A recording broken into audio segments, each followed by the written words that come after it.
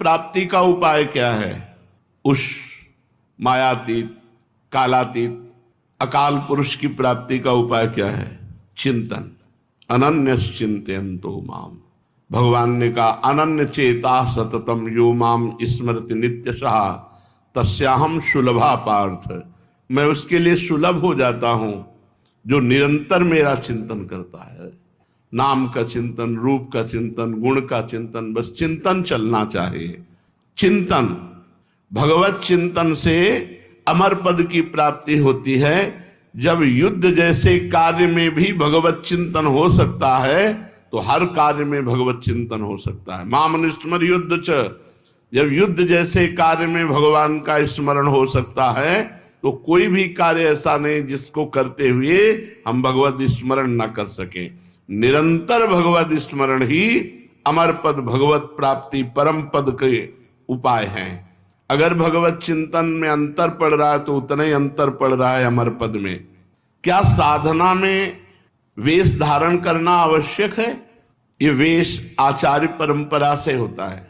ये जरूरी नहीं कि वेश धारण करे तभी परम पद मिलेगा, और ये जरूरी नहीं कि वेश धारण कर लिया तो परम पद मिलेगा। अगर वेश धारण करके भजन नहीं हो रहा, मनमानी आचरण हो रहे हैं तो नरक मिलेगा।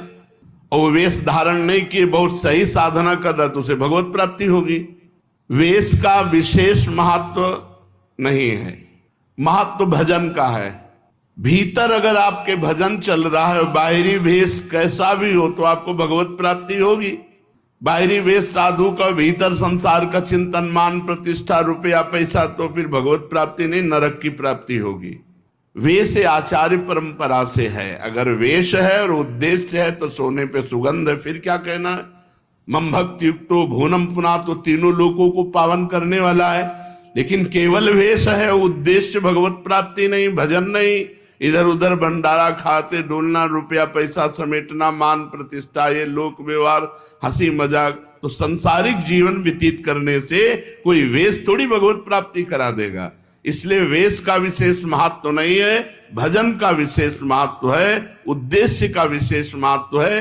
वेश रखकर तो विशेष सावधान रहना चाहिए कि भगवान ने इतनी कृपा की, मुझे विरक्त वेश दे दिया, अब मेरे से गलती न हो, अब मैं भगवत प्राप्ति इसी जन्म में कर लूं। सोते हुए जब कैसे होता है? जब कहा जाता है 24 घंटे जब करो, तो सोने में तो 6 घंटे जाते हैं, तो 6 घंटे तो जब